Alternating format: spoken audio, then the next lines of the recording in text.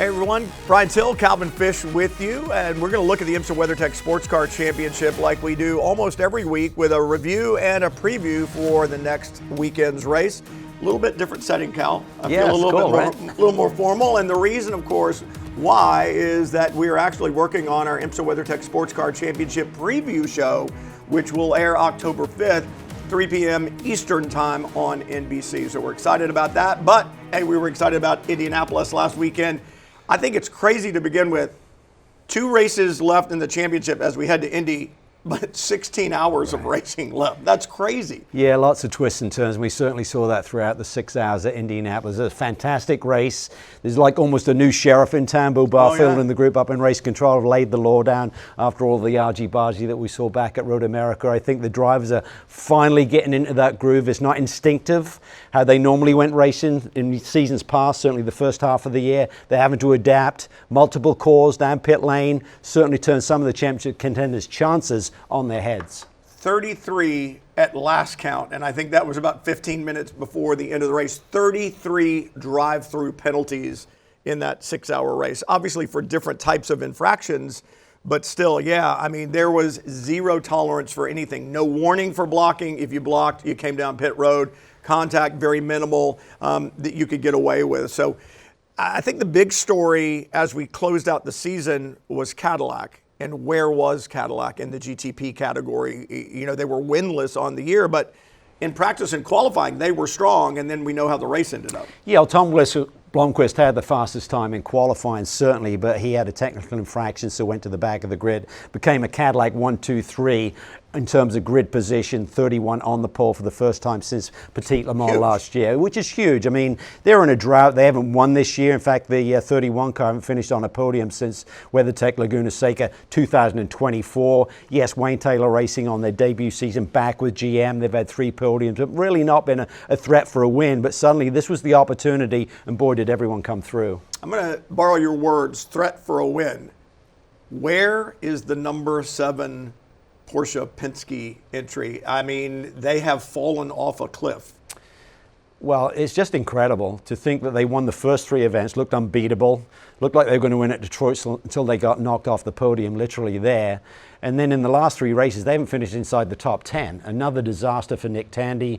This weekend, he had the big crash at Watkins Glen. He had the penalty with that argy-bargy with Ricky Taylor going up the hill to turn 6. Another penalty early at Indianapolis. NASA had a penalty as well as he got used to the new rules and regs in terms of what was racing combat on the track. So they're very much on the back foot. They've really just allowed that 6 car, that sister car, to have such a dominant position going into the final round of the championship. Dominant position, but that championship is far from wrapped up. And as we know, Petit Le Mans brings out, there is nothing normal about Petit Le Mans. It's always surprises. 24 still in for a shot? Long shot. They have to win. Yeah. They have to win, and they need the 6 car to have a day like the 7th car had for like the last 3 or 4 months. So they're in the game. I think they want to go out on a high. We know that Team RLL will not be running that BMW program. I think for Bobby Rahal's organization, they want to go out on a high. They'd love to win that race and then just see how the chips fall behind them. Maybe they can win this title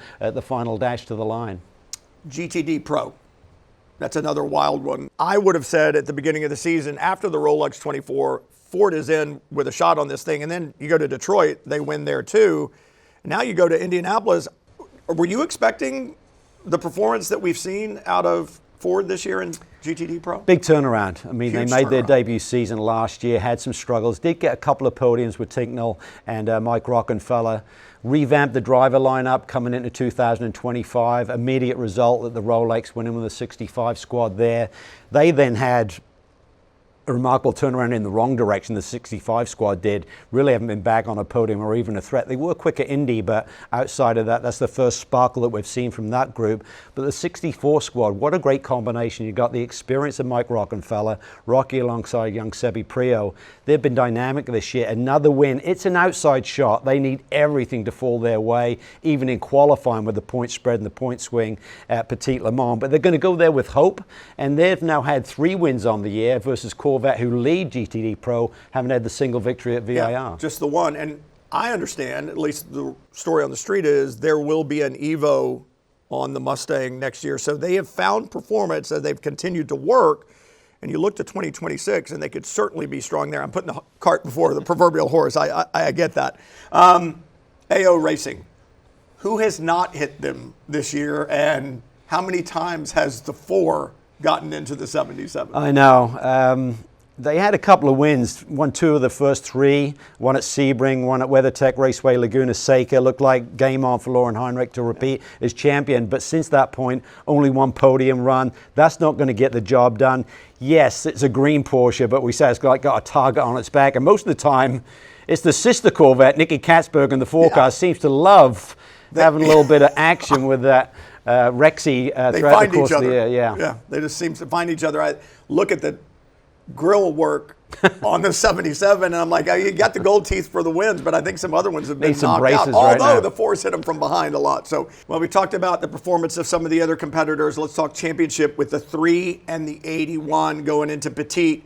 I look at the experience of the 3 team and the championships they've won, the relative inexperience as far as championships go with the 81. How do you see that battle? I think the 81's got the momentum. Yes, the 3-car got that brilliant victory at VIR, their first of the year. That extended the lead. They lost a chunk of that with Costa finishing second at Indianapolis. So it's tight. I think Elton Julian has that passion in that group. They got Rick Mayer on the box making the calls and engineering that race car. I love how that group came together. It was kind of off the cuff. At the end of Petit Le Mans last year, they both pitted next to each other. Ricci said, we're probably not coming back next year. Elton said, hang on a minute. We like that Ferrari experience. Let's put it together here. And they've had a great year. They won at CTMP, last to first. That was a brilliant one. But consistent podium finishes have kept them, basically as whoever beats each other. If they finish up in the top 5, as which car finishes ahead of the other will get the title. I like their chances. How much horsepower is desire and emotion worth? Because you know that 81 squad has both of those. Yeah, I think both groups have it. I mean, Garcia does not, as remarkable as Antonio Garcia's history is in this sport, championships, race wins, Petit has not been kind to him. And that's got to play on his mind here as we get ready for this final season race. Let's talk LMP2 for a minute. Dan Goldberg, the complexion of that championship changed at Road America with the incident in Turn 1, and it kind of continued to go downhill at Indianapolis. And you look at those team cars, the 22 and the 2, and late in the going, Ben Hanley aboard the 2, he had an opportunity to protect the 22 a little bit. He opted not to take that opportunity, and disaster again at Indianapolis. Wasn't a huge disaster because the 99 didn't have a great day, but what do you think that conversation was like in the hauler after the race? Probably not an easy one for Richard Dean and that organization at United Autosports. They qualified 1-2. Certainly the 22 had to bounce back after that upheaval in the points with that incident on lap 1 at Road America.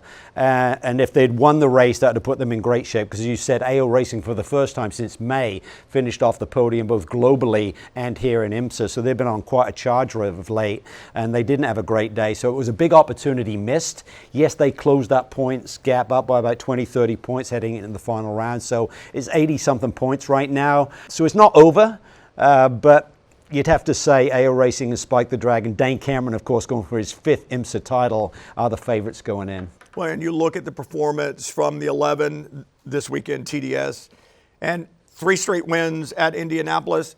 What you need to win a championship is great performances. The 11, they may not be in it as far as the championship goes, but another strong performance at Petit Le Mans. They're taking points away from the 2 top contenders, so that's going to be one to watch. It is. They seem to be on the move right now. As you said, 3rd win in India is just crazy, right? The chances of that happening, but they go back to Petit Le Mans. They won there last year. They're very much an outside shot for this title with Stephen Thomas, but they kept themselves in the game. I think they're just happy to get race wins. They'd been on a bit of a drought, hadn't seen victory lane all year, so they're now back on top.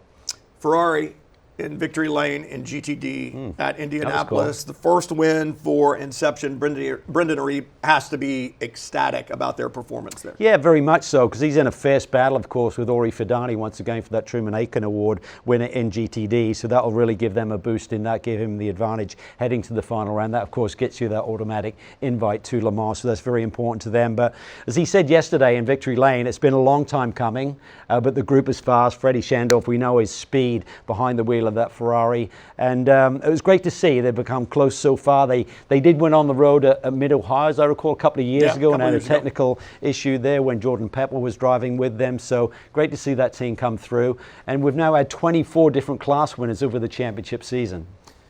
Never think of you as a giving person. You don't buy me dinner very often. So are you going to give the championship to 57 Windward squad? They've got obviously a big, big lead. But do you give anything to anybody when you head into Petit Le Mans? You can't, because it can literally go wrong immediately. So you're not going to buy me dinner again? No, I'm never going to buy you dinner. But for them, they've just been remarkable in terms of their poise and consistency. I think when Paul Miller Racing left GTD at the end of 2023 on terms of a dominant season, 5 wins for Sellers and Snow to move on to GTD Pro, that opened up the door for someone else to take that mantle. They had a brilliant year in 2024 with 4 wins. They follow up with 3 wins this year. We're leading here at Indy and had a penalty on pit lane 1 kilometer over the minimum speed, maximum speed on pit lane, went all the way to the back, drove all the way back forward to a top 5. So that's kind of the resiliency that that group has in terms of not panicking. And they got one hand on the title.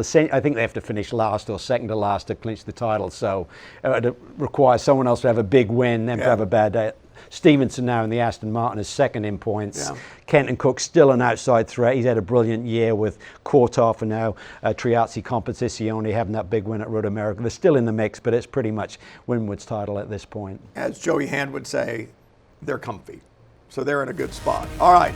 Motul Petit Le Mans coming up. That's the next big one. And the great thing is going to crown champions in all 4 classes, the IMSA WeatherTech Sports Car Championship. You can follow along all weekend long. We'll have all the IMSA action for you. Sunday, October 5th, don't forget our preview show, the IMSA WeatherTech Sports Car Championship preview, 3 p.m. Eastern Time on NBC. And then at Motul Petit Le Mans, Friday, October 10th, Michelin Pilot Challenge, the Fox Factory 120. You'll want to catch that. Qualifying for the IMSA WeatherTech Sports Car Championship at 3:15 on Peacock on Friday, October 10th. And then on Saturday, the 11th, Petit Le Mans, the green flag drops at noon, NBC and Peacock. And the conclusion will be on Peacock starting at 3 p.m. all the way to the checkered flag. Don't miss it. We'll be there. You should be too. Hi folks, Lee Diffie from NBC Sports. If you enjoyed what you just watched, well, it's time to bring the action and subscribe to the Motorsports on NBC YouTube channel. You can have it all: news, highlights, interviews, and analysis. So go for it.